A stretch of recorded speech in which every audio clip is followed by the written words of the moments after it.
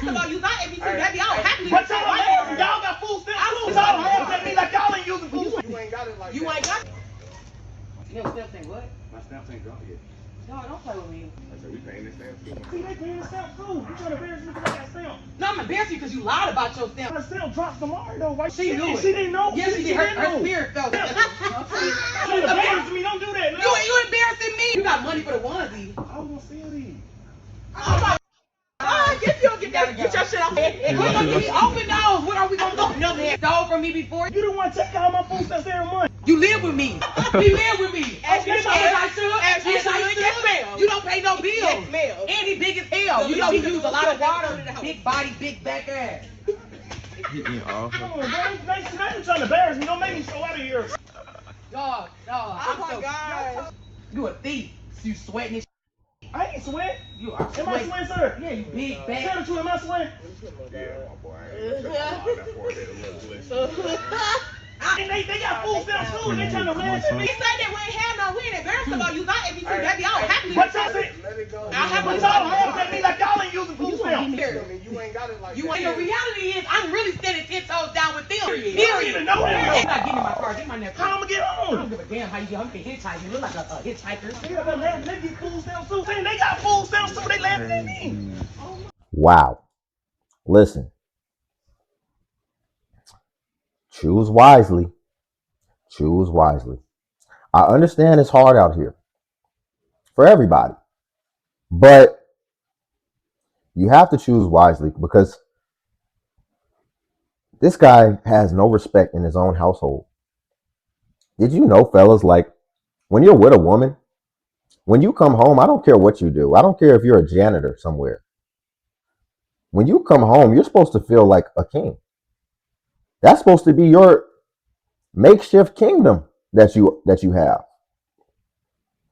Who thinks this brother right here feels like a king when he comes home?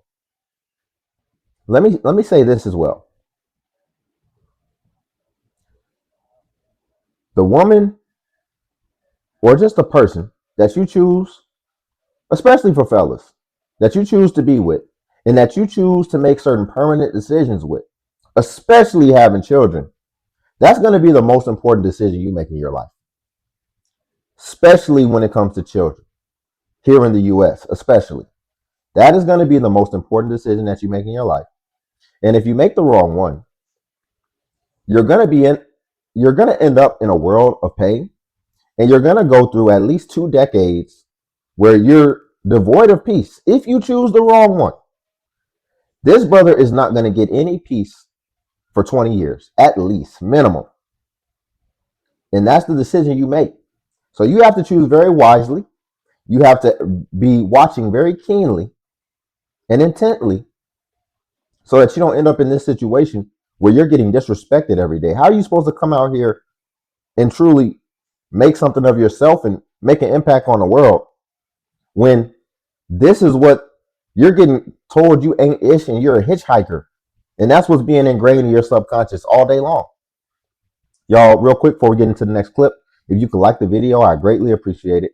It helps tremendously, and it only takes a second, a millisecond. So if you could like the video, I know it's easy to forget. I forget all the time, but that's why I wanted to remind. So I'd appreciate it if you all could like the video. Now let's get into the next clip. Wrap that food up. Ask y'all kids, because y'all love to put the camera in their face any way. Put the camera in their face and ask them, are they grateful for being poor? Are they grateful for having a broke-ass parent? Are they grateful for parents that cannot financially support them? Are they grateful their mama and daddy ain't got no car? Are they grateful their daddy is not in their life and their mama picked their daddy? Ask them those type of questions.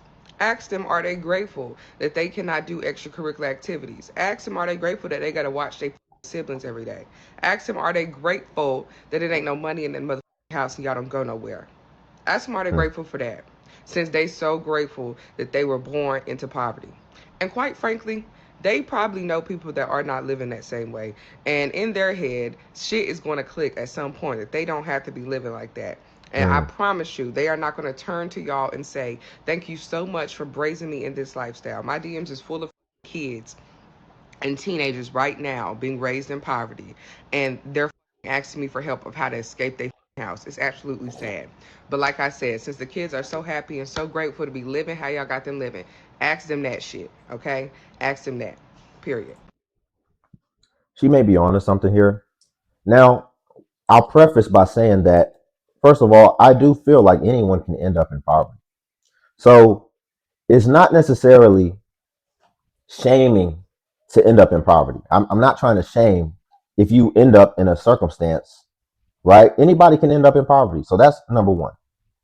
But kids actually do have a lot of wisdom in them. And they actually do, as long as you don't condition it out of them, they actually do look at the world with an accurate lens a lot of times. So I don't know if I would ask those type of questions, but maybe you should just ask your kids, like, hey, like and really give them the space to honestly give you an honest answer. Like, is there anything I could be doing better? Just in my life, what do you think I should be doing better, in order to make our situation better? And for a lot of the people, especially the people we review, you may be surprised if you really give your kids an honest space to answer you, because your kids might actually really tell you something that you could really take. They might tell you, you need to stop having kids, mom. You need to stop dating these bad guys, mom. They might actually tell you the truth that you really need to hear. Mom, why are you always ordering Amazon packages, but then we can't pay the rent at the end of the month? They'll just be curious, like, because your kids are smarter than you think. Trump is cracking down on food stamps.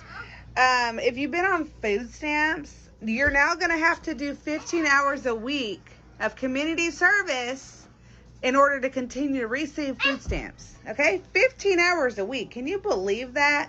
I'm going to have to go out here, even though I don't work. Okay, this is my time that they're asking me to use. I'm going to have to go out here and do 15 hours a week to continue to get my $4,200 in food stamps for my 7 kids. Unreal. Like, I have the time in the day to even attend to anything like that, right?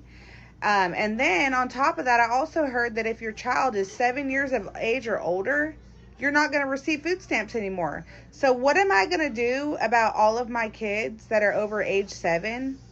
How am I going to feed my kids now that it's being taken from me? How?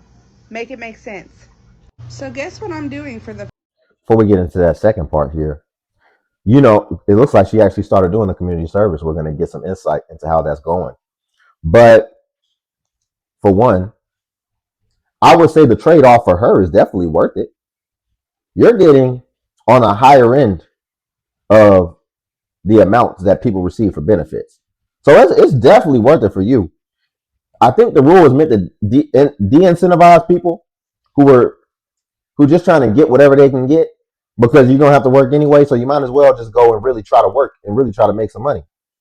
But also, she mentioned the fact of the age disparities and how that affects her, right? If your kids are over 7 years old, then you can't get the food stamps anymore. And how it conflicts with her, because most likely, she said, my kids that are age 7, 8, and above. So that means that she restarted the process. And this is what we were just talking about the self-inflicted wounds. You already had kids and you were on food stamps because you've been on food stamps. But now you have some young ones again. And this is the problem. And now she's conflicted because she has young kids, but she's not going to get the stamps for the older kids. So now she has to make the benefits for the young kids stretch for the entire household, when really it wouldn't be so complex if you had learned after having the older kids, oh, this was hard and I was on benefits this whole time. Let me not have any more, but you decided to have some more. So now the logistics are so complex and you're trying to wrap your brain around it. And it's really not supposed to be wrapped around, because you were supposed to learn the lesson and then not have any more until you were in a stable place, i.e., you got off the benefits and you were self-sustaining, self-functioning. The first time in 12 years. Okay? I am getting up. I'm ready. Did my hair, took my shower, brushed my teeth, and I'm going to do my community service hours. Why community service hours, do you ask? Because they told me in order to keep my food stamps, I would have to do 15 hours of community service per week. That's at minimum. I can do more if I want to, which I probably will because I don't have anything else going on. And my kids are in daycare since I qualified for subsidized childcare. So, I'm going to do my 15 hours or more. I haven't decided yet. It depends on how I like it at the place where I'm volunteering. Um, but anyways, this is just until I get an actual full-time job because they don't just let you stay in community service for as long as you want. You have to like find employment or go to school. Right. Exactly. I'm so glad she said that because it was clear to me. I'm like, if your daycare is subsidized, that means like the government's paying for your daycare. So there is no excuse for why you can't get a job. But what she's trying to do is she's still trying to maneuver and use the community service. One, because it wouldn't bring any more income in. So it wouldn't mess up her benefits, the amounts that she's getting, as well as community service. You can just do that whenever you feel like it.